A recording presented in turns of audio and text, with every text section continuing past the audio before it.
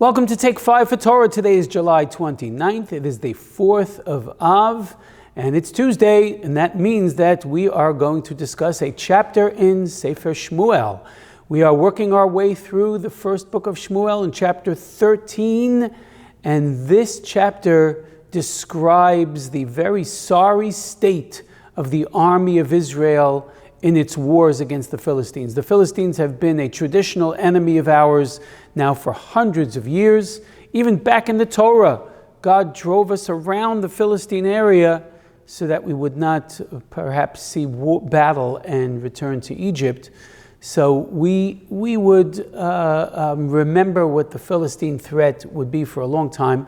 It really came against us significantly in the book of Shoftim, especially towards the end of the book of Judges, where Shimshon saved us from the Philistines, but we were under their thumb for many years. And that threat continued into the time of King Saul. So Shaul HaMelech rallied forces. He had already successfully conquered the Ammonites, and now the Philistine threat came to bear, and this is the sorry state. We had no weapons. We were using farming implements as weapons. The Tanakh says that haptzira pim, the charge for sharpening these farming implements, was a pim. It's an interesting word. It's what we call a hapax legamina. It is a word that appears only once in the entire Tanakh, and Rashi thinks that it is the plural of the word peh. Haptzira pim means that some farming implements have serrated edges, and they would sharpen them so that they could swing some kind of a hoe or something that would be sharp when it makes contact, and therefore can be used in battle.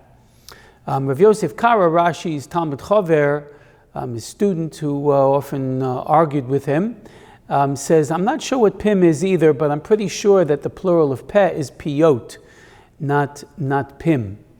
So the word has eluded us for many centuries, and I must tell you that archaeology may have shed some light on what this word means and why it's called this.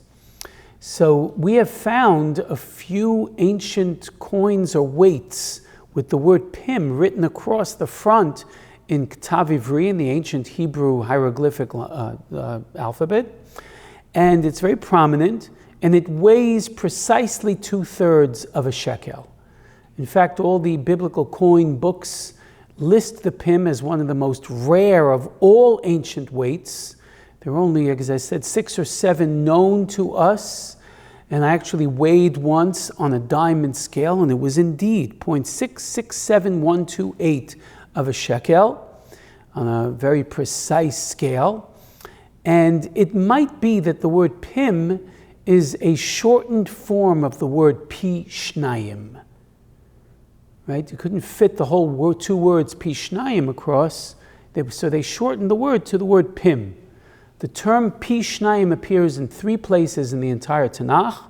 One where it obviously means that, one where it could mean that, one where it should mean that, but the Gemara says has a different perush. I'll tell you all 3 now. Zechariah at the end of his book says that there will be such a tragedy that in a certain area, 2/3 of the Jews of that area will die. Perhaps this is a reference to the Holocaust, where 6 out of 9 million Jews in Europe perished. And then Zechariah says the remaining Jews will help build back the land and help us return to Zion. I hope that that's what this prophecy is, because I would prefer that it's in our past. And it says, Pi shnayim of the Jews will perish, and the remaining 1/3 will come back to rebuild the people. So it's clear that their Pi shnayim means 2/3, as these biblical coin books indicate. The Torah talks about 2 boys sharing an inheritance. The older boy gets Pi shnayim, which literally means double, it seems, because you have 2 boys, the older one gets double, but he also, if there are 2 boys, gets 2/3. And the other boy gets 1/3, and 2/3 is double of 1/3. Also, Elisha asks Eliyahu to be Pi Shnayim of his spirit, and the Gemara does say it means double, But maybe he wasn't being so chutzpahdik to say to his Rebbe, I want to be twice as great as you. He said, I want to be 2/3 as great as you. And that's what Pishnayim means. All of this comes out of that glorious word Pim that sheds light about the sorry state of our military at the time. But with God's help, with Yonatan's ingenuity, we did defeat the Philistines then.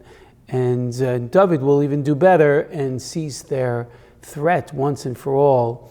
And all of this is brought to you by chapter 13 of Sefer Shmuel.